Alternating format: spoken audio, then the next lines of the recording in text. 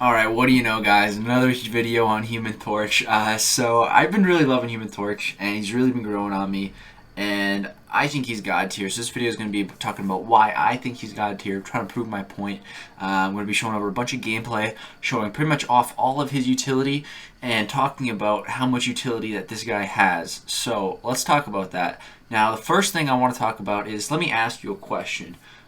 What do you think is the best damage over time effect in the game? So damage over time is basically DOT, damage over time. It's any effect like bleed, poison, neurotoxin, anything like that. That just you put it on the opponent and it does damage, right? So when I think of some of the best, and I've asked some people, one that comes up is Archangel, his neurotoxin. Another one that comes up is Omega Red, his spores, and I would put in the Nova Flames from Human Torch. So I'd say those are the three best. Now let's talk about where they lack. So Neurotoxin is great. It would probably be the best. Big old butt. You can only apply it if the opponent is vulnerable to bleed and poison. And there's a lot of champions that are immune to one or just both. There's a lot that you can't use that, right? Omega Red, his spores, nothing are immune to his spores, but big old butt once more. Robots they're not immune to it, but they apply super slow versus them, so a big advantage there. Human Torch's Nova Flames, nothing in this game is just immune to it. There's nothing in this game there's no area in the game where he cannot apply his Nova Flame. So that's great, right? The only thing that is kind of counter his Nova Flame is Gladiator Hulk's Face Me. I haven't tested it, but I would imagine. But that also counters Omega Red spores. So, and you can't even apply Archangel's Neurotoxin to Gladiator Hulk. So, yeah, I would argue that our Human Torch is one of the best damage time effects in the game, which is being the Nova Flame, and it's awesome. So let's talk about some of his other utility. First, let's talk about a little bit more about the Nova Flame. So when he's in his Flame On, which is his pre-fight ability, you get one of these per quest unduped. When you're duped, there's a chance for it to reapply after every fight. But while you're in this phase, you can get 3 Nova Flames per combo. You get one on every medium and one on your first lights. And if you finish a combo with a light, you'll get one. So you have three per combo. You can just do also 3-hit combos, get 3.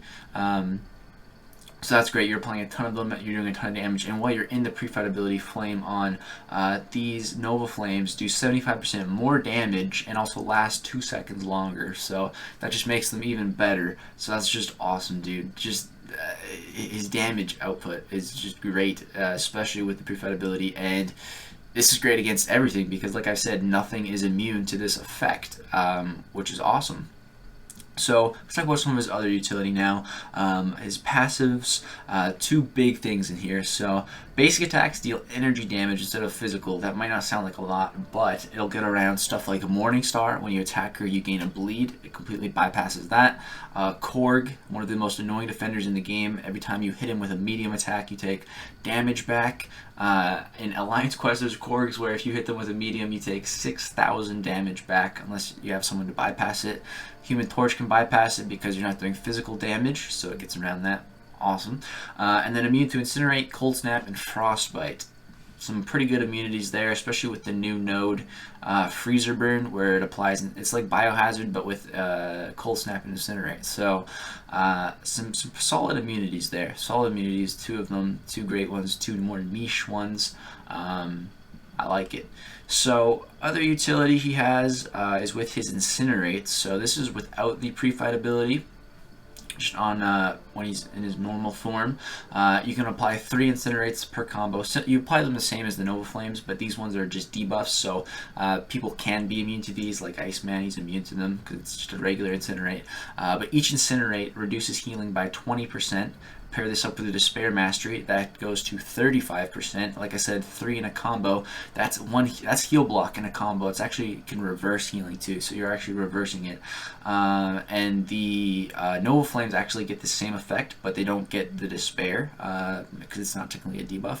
So yeah, you can also reverse healing with the Nova Flames, which let's say you're fighting a debuff immune node. You can't apply Incinerates. You can't apply Incinerates, but you can apply the Nova Flames because, like I said, nothing's immune to it.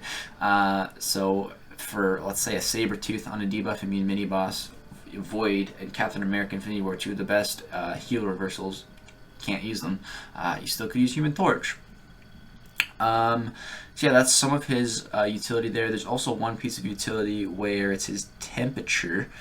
Where is that? At 10 temperature, the heat from Human Torch attacks is so intense they cannot miss. So as long as you're above 10 temperature, you can't miss. Who's one of the most annoying champs in the game right now? Ebony Maw. Why? Because you miss. So hard counter to Ebony Maw there. And why else it's a hard counter to Ebony Maw is because he's a Mystic. Human Torch just has a massive advantage versus every single Mystic champ in the game. He's such a good counter to it. So just having the ability to counter 1/6 of the game as class is awesome. There's a lot of annoying defenders in the Mystic class, and the only defender, or the only Mystic champ I thought would be bad a matchup would be Magic. But I actually fought a 565 Magic in Alliance War with Human Torch, and I was a little worried going in, but then I absolutely melted her like that. It was fine. I didn't lose like more than 10% health from Limbo because we just killed her so fast. The only other matchup is Mephisto, but as long as you have the pre-fight ability, it's cake. If you don't, then it would be rough, but with pre-fight ability, Mephisto's cake too. So yeah, that's his utility basically talked about. Now let's go show it off in some gameplay. Alright, what's up guys? So we're back with some gameplay. So the first piece of gameplay, we're going to explore the utility of his basic attacks dealing energy damage instead of physical damage. So we're in Act 6, Chapter 2, Quest number 6. This is some of the hardest content in the game.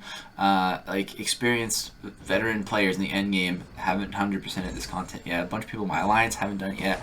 Seaton hasn't even 100%ed this yet, I don't think.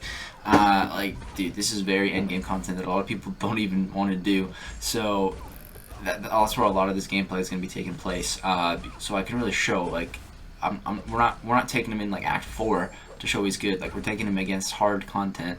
So Morningstar, basically, if you don't know how she works, is with one soul, which she gets from her duped ability. Every time you attack her, there's a 50% chance you're going to bleed. And Human Torch is not bleed immune, so that would be bad. But since our attacks are energy and not physical, we're not making contact, so we don't take any damage. You see, we're getting no bleed on us. We had one bleed on us from our suicides, and that was it. So hard counter to Morningstar there, that ability, and the fact that she's a Mystic champ just makes it an even harder counter. So, dude, that's a piece of cake. That was Act 6.2 fight, 41 hits, wasn't hard at all. This is all unboosted as well. It was great.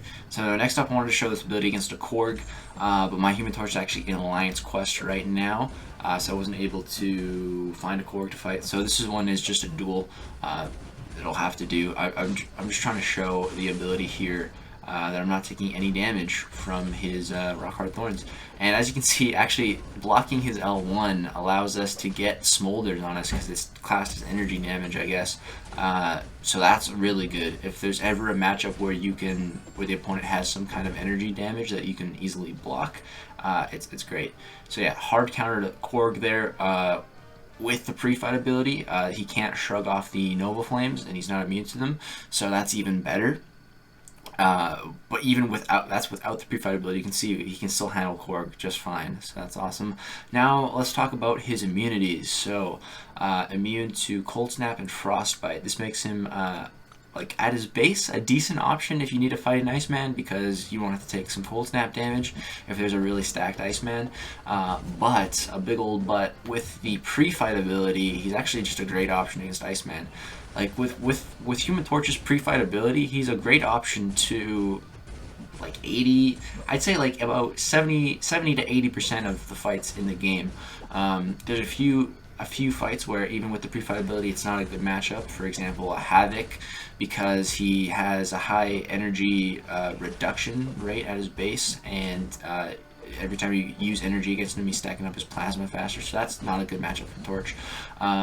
Which there's always matchups where you're not good. Like, for example, Ghost is horrible against Ebony Maw. Same with Corvus. It's a hard counter. Ebony Maw's a hard counter to him. Every character has them, and that's fine. So yeah, but just Human Torch can still apply his Nova Flames on Havoc, and as you can see here with Iceman, he's burning from our Nova Flames, and this fight's going great, man. I went with barely any health. You can see our damage is just shredding him. Again, this is Act 6, Chapter 2, Quest 6. Boom, he's dead. Awesome stuff. So yeah, just again, nothing is immune to that, so it's awesome. Now this is really funny. This is silly, but cool and good for us, because the defenders can't use pre-fight abilities yet, so you can't ever fight a Human Torch that's in his flame on with the pre-fight. So, but if you're using your pre-fight ability with Torch, you can actually counter Human Torch. Kind of weird, but yeah, it's cool. So you can get around Torch, which is an annoying defender, with Torch. That's cool. Without the pre-fight ability, this fight, you just counter each other. So it's like, this was like a 3-minute fight without the pre-fight ability. With the pre-fight ability, it's like 47 seconds and he goes down. Dude, like, just running through these fights, man. With pre-fight ability, he melts. He just melts. It's awesome, dude. The damage output is awesome. Now, let's show Ebony Maw, one of the most annoying defenders in the game currently. Probably I'd say the most annoying Mystic defender. And Human Torch is just a hard counter to him because, like I said, he's a hard counter against Mystic champs. And with his temperature, as long as it's above 10, he cannot miss. And every time Ebony Maw hits us, we get 5 temperature, like just a blocked hit. And we also gain smolders, which makes our temperature last longer. So yeah, we don't really have to worry about falling below 10. So pretty much for this whole fight, we don't have to worry about missing. You see there, miss, failed. We're faltering. Doesn't matter though, we're not missing. So awesome stuff. This gameplay was in Act 6, Chapter 2, Quest number 2, the Mr. Sinister quest. And yeah, dude, as you can see, we're just melting this Ebony Maw without the pre-fight ability. It's great. One thing I messed up on though is this node is Death Touch. So after they use a special attack, or their special attacks, like if they touch you, you die. So I tried to evade that, not thinking about the node. So Heimdall saved my butt there. It's a little silly mistake, but it's okay. I should have just been baiting L1s, playing it safe. I don't fight Ebony Maw too much, so I'm not really used to baiting his L2. But yeah, we still take him down there. Like I said, hard counter to Ebony Maw. Awesome stuff. And now, speaking of the hard counter, let's just show how good he is versus Mystic Champ. So now we're hopping back to Act 6, Chapter 2, Quest number 6. This was the Science-Gated Path. So we got a Juggernaut. There's a Mephisto before this. That was in the Mephisto video. So yeah, I'm going into this fight with about 20% health. I should have healed. It was a stupid decision to not heal. But it turned out to be a pretty good fight, so whatever. Yeah, so this is without the pre-fight ability, and Juggernaut is kind of annoying with his Unstoppable. I don't have a lot of health to play around with, so I'm at 3% health now. I'm like, okay, I can probably parry once more, and then that's it. So no more parrying now. I have Suicides on, so I can't use a special 1 or 2, or I'll be dead from the recoil. So yeah, I'm pretty much going to have to go to L3 and just intercept from here on out if I want to survive this fight, which I do because I'm trying to save revives for Variant 3 at this point. So yeah, it's time to go into full-on intercepting mode. So right here, I get to my L3. I'm going to bait out his special 1. I'm going to back up, and then I'm going to charge my heavy attack all the way up to max 20 temperature, and then I'm going to draw my special 3. So that's a nice little way to charge your temperature if you're maybe versing a stun immune opponent where you can't parry in heavy.